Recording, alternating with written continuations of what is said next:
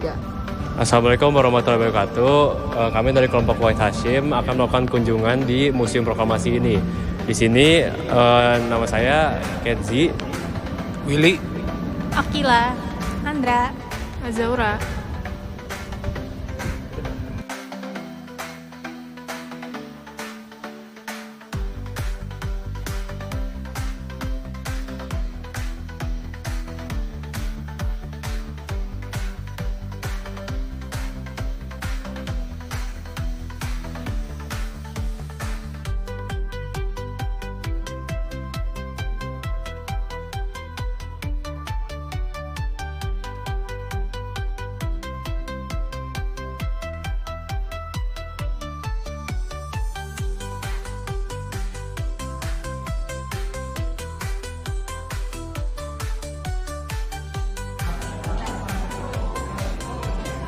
Museum Perumusan Proklamasi merupakan tempat wisata sejarah yang pertama dalam persiapan perumusan naskah proklamasi. Museum ini sebelumnya merupakan kediaman dari Laksamada Muda Maeda di Jalan Meiji Dori atau sekarang dikenal sebagai Jalan Imam Bonjol nomor 1. Rumah ini digunakan sebagai tempat perumusan proklamasi Indonesia.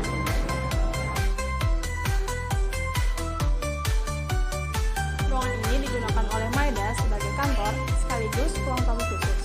Pada tanggal 16 Agustus 1945 pada pukul 10 malam, ruangan ini digunakan oleh Bung Hatta, Bung Karno, serta Ahmad Subarjo untuk memberikan penjelasan pada Laksamana Maeda untuk memproklamirkan kemerdekaan sekarang.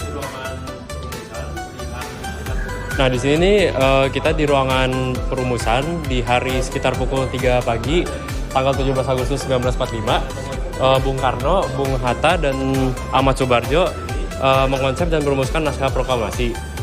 Konsep naskah proklamasi ini dalam bentuk tulisan tangan Bung Karno, sedangkan Bung Hatta dan Ahmad Subarjo menyumbangkan pikiran secara lisan untuk membuat naskah proklamasi ini.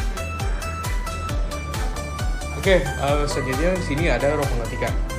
Di ruang penandatanganan dan pelaksanaan naskah proklamasi, konsep naskah proklamasi dibacakan oleh Bung Karno di hadapan hadirin. Setelah naskah tersebut disetujui oleh hadirin, maka konsep naskah proklamasi itu oleh Bung Karno diberikan kepada Soeharto untuk diketik di ruangan yang sekarang disebut ruang pengertikan. Selanjutnya ini ada ruang pengesahan. Di ruangan ini adalah ruangan rapat sekaligus ruang untuk menerima tamu dengan jumlah yang lebih banyak. Disinilah ruangan di mana naskah proklamasi ditandatangani. Nah, di sini ada tokoh-tokoh yang hadir dalam pembuatan naskah proklamasi. Ini ada Soekarno, beliau berperan sebagai pembaca dan pembaca teks proklamasi. Muhammad Hatta berperan sebagai mengajukan usul menandatangani teks proklamasi. Ahmad Subarjo terlibat dalam penulisan teks proklamasi. Fatmawati penjahit bendera merah putih. Soekardi mengusulkan penandatanganan teks proklamasi oleh Soekarno dan Hatta.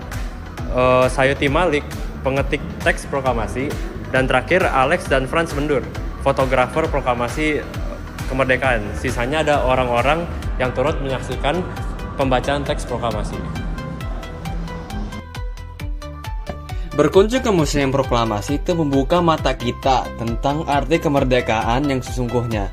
Di sini kita belajar tentang perjuangan para pahlawan, pentingnya persatuan, dan makna kemerdekaan yang bukan hanya lepas dari penjajah, tetapi juga tentang mengisi kemerdekaan dengan hal positif.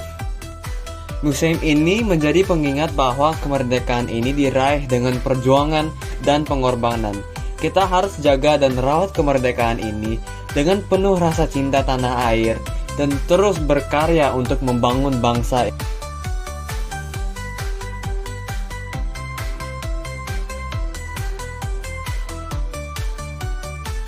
Terima kasih telah mendengarkan penjelasan kami tentang Museum Proklamasi ini. Salah.